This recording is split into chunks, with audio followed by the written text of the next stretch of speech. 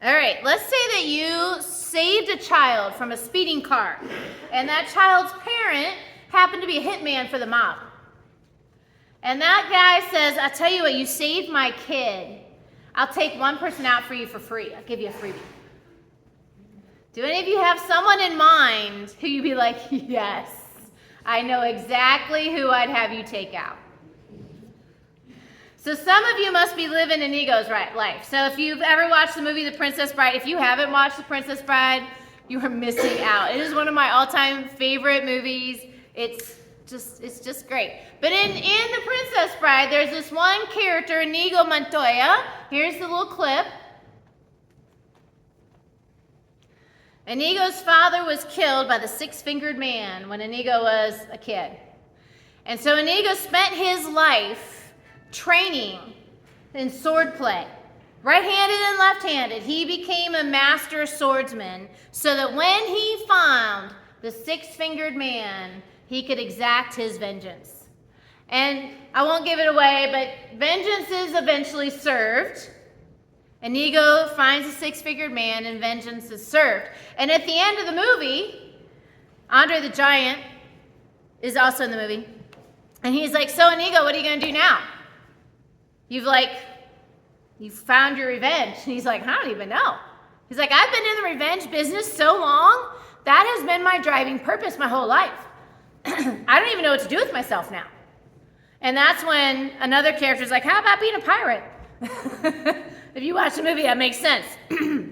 But there are so many people in this world who have been bullied. We're talking about bullying.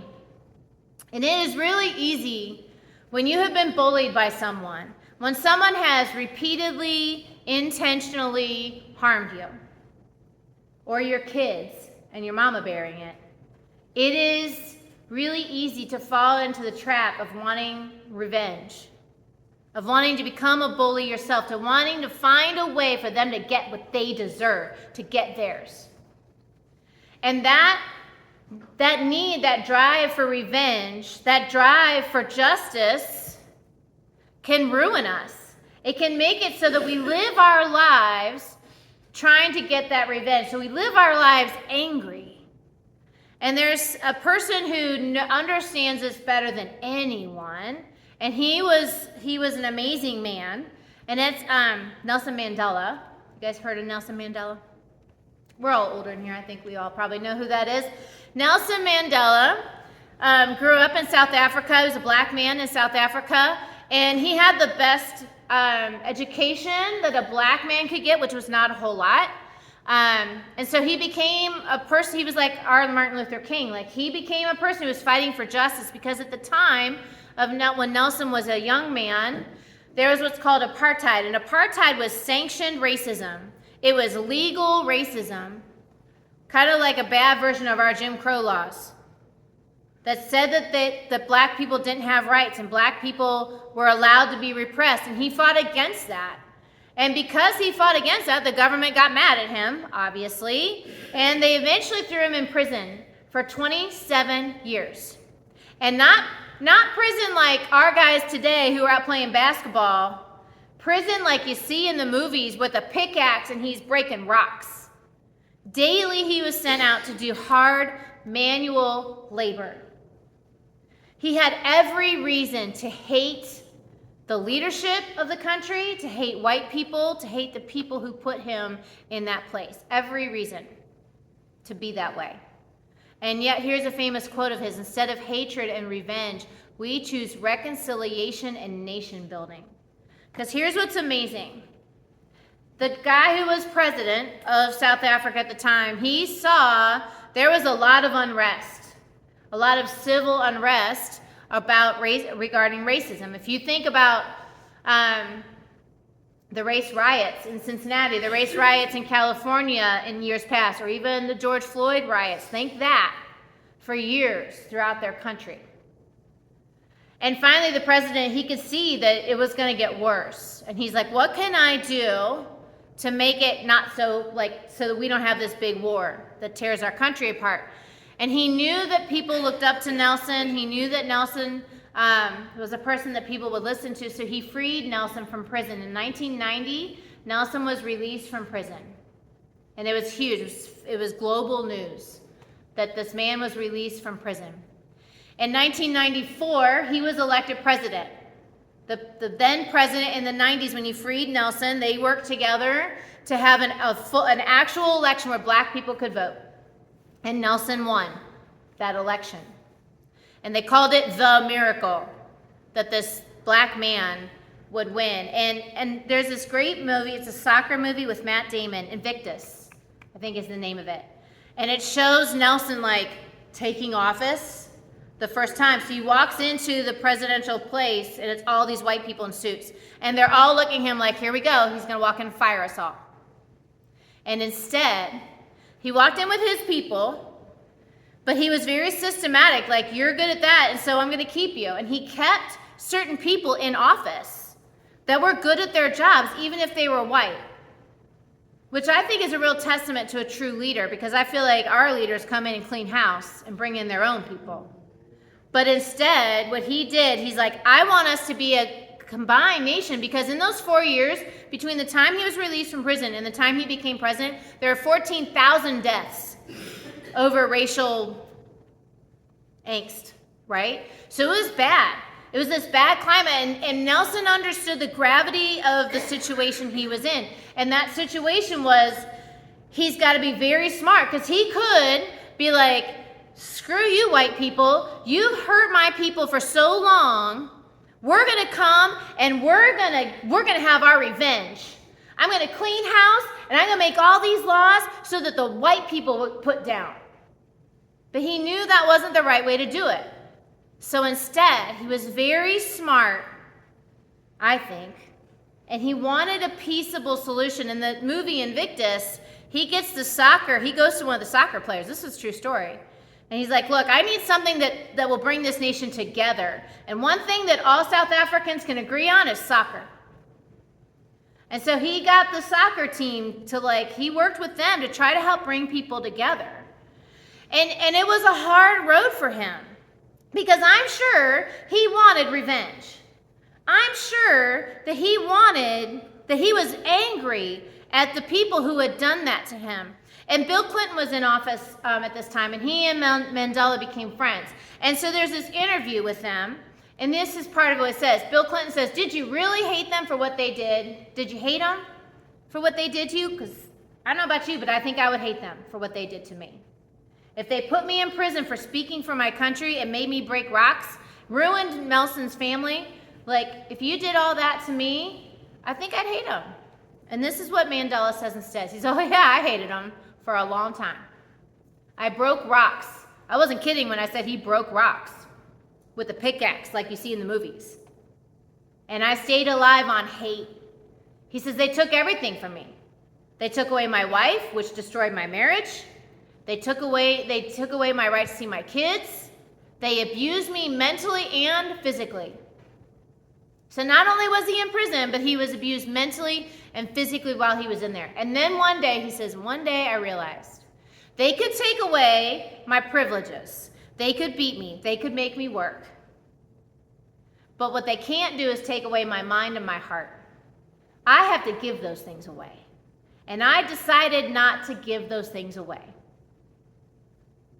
And I think that's a great message to all of us, because there are a lot of us in this room who have had someone who's taken away our right to see our family, who's taken away something from us, who has abused us physically or mentally. And we want to hate them, because that's what they deserve. They deserve to be hated. They deserve, true justice would be for them to get theirs. But Mandela, who believed in God, recognized that that's not serving him. That hatred kept him alive, but also was killing him. I can't remember who said it. They say that when you hate someone and you refuse to forgive them, it's like drinking poison and waiting for them to die. And this is what Mandela's saying. He's like, I stopped drinking the poison. They could physically harm me, but I decided I wasn't going to keep drinking that poison they were giving to me. I was going to stop and take the antidote. Clinton went on to say, he's like, what about getting out of prison? He's like, I got Chelsea up. We watched it on TV. We watched you walk down that road to freedom. Didn't you hate them then? He says, I felt the anger rise up. He's like, I felt it coming after me. Because that's a natural reaction. I'm sure as he tasted freedom, he's like, this is what I've been missing for 27 years. And he says, but they already had me for 27 years. And if you keep hating, they'll do it again. He's like, if I keep hating them, I'm going to keep drinking that poison, and I'm going to keep being poisoned. So he made a choice. He says, I want to be free, and so I let it go. He doesn't say, I want to be free, so I just forgave them because what they did wasn't wrong. Letting go does not mean that we say, oh, what you did is okay. Letting go means I'm going to stop drinking the poison. Letting go says, I'm not giving you my heart or mind anymore. That's what we are called to do as Christians, and it's hard. It is hard to let go when someone has hurt you. Because the need for justice in us is strong. And so if I think you deserve punishment, I want to hold on to that. But you're drinking the poison. So we need to be more like Nelson and let it go. And Nelson learned this from the Bible. In Romans 12, it says, don't repay evil with evil, for overcome evil with good. So you want to overcome evil? If you keep playing into that, if you take your revenge, if you put them down, if you hate them, all you're doing is feeding the fire of that evil. The enemy, we have an enemy. It says in the Bible that there's God and there's the devil. And the devil's the one who makes all that bad stuff happen. So when I want revenge, when I hold on to that, when I'm drinking that poison, he's like, ha ha ha ha, got him. But Jesus showed us the opposite. I talked in communion. You guys, Jesus' death was terrible. They whipped him 40 times. Think leather rope, and on the ends of it was glass and pieces of metal. They would wrap around him. It would pull pieces of his skin. His organs were showing. His bone was exposed. His back had to have been completely flayed and all around him. It says he was unrecognizable as a human. They spit on his face. They shoved a crown of thorns on his head. They punched him. They smacked him. They berated him. They made fun of him. They took him to court, and they falsely accused him, and they arrested him. They convicted him falsely of raising a ruckus, and they murdered him. They hung him on a cross. Very painful way to die. You basically slowly suffocate on a cross. And he was hung up there naked. It says they were casting lots for his clothes. And the very guys who were murdering him, the Romans were really good at punishment. They had years and years of practice in the art of torture and hurting people.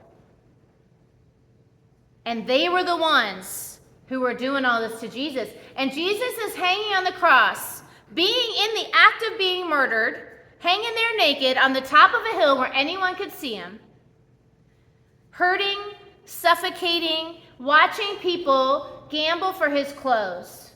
And you know what Jesus said? Forgive them, Father. They don't understand what they're doing. Jesus said, I'm letting it go, God. I'm giving it to you. And Lord, I don't want you to take revenge. Jesus is saying, hey, God, imagine those of you with kids, imagine someone did that to your kid. Falsely accused them, beat them, was murdering them.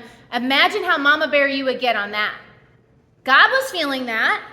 And Jesus is like, I know, God, what you want to do is rain down some fire. You know, in the Old Testament, God could kill people.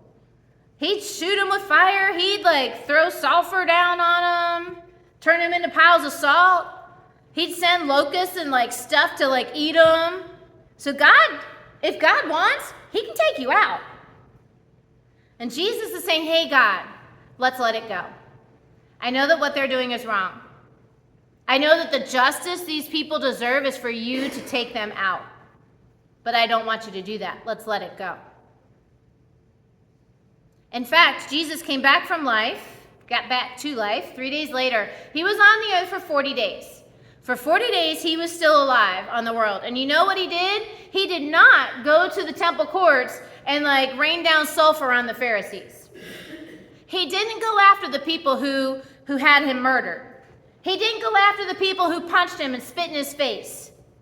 Instead, he was like, I'm going to use these last 40 days to love people, to teach people. In fact, his best friend, Peter, turned his back on him in his moment of darkness. Like his moment of need, Peter's like, I don't know that guy. I mean, like, et tu, Brute, right? Like, and Jesus could have been like, haha, I'm going to get you, Peter. I'm going to make you feel bad for what you did to me. And instead, he's like, Peter, I love you. And I want you to go out and do like I do.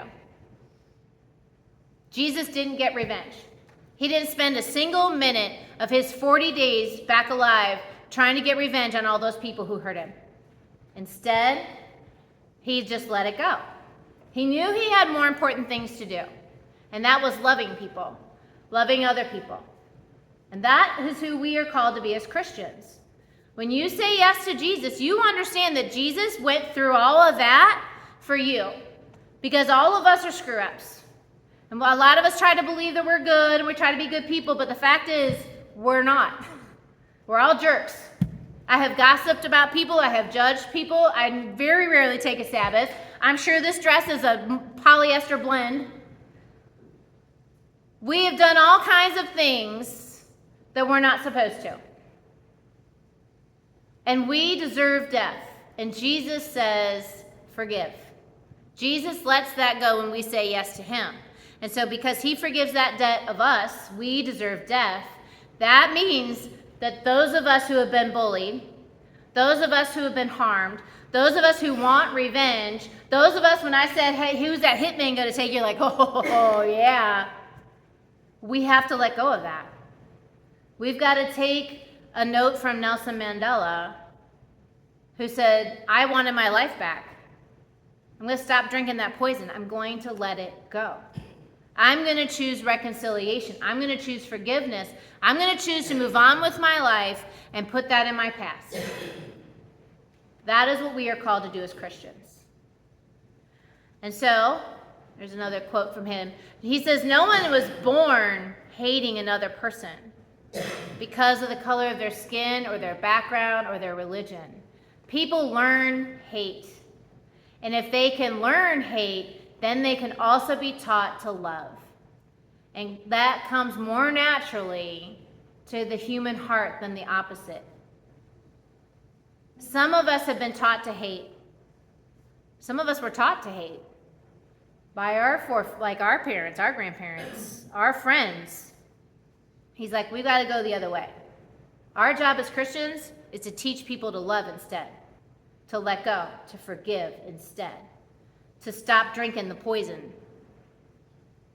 and to live a free life. Don't let that hatred, that anger, that revenge take over you. Let it go. Let it be. Right? That's why we played that song at the beginning. Let it be.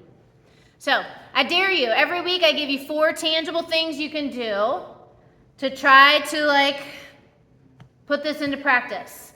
So, think of that person you wanted the hitman to take out. Who's someone who has hurt you? Write a letter to them. Pray over it. You don't have to send it. I mean, you can. I told a story about Dwayne Williams calling me basically fat. And years ago, I was thinking about this stuff, and I wrote, we're Facebook friends because we graduated together. And I wrote him, and I just said, you probably don't remember this, but in 8th grade, you said this to me, and this is how it made me feel. And I've carried that around.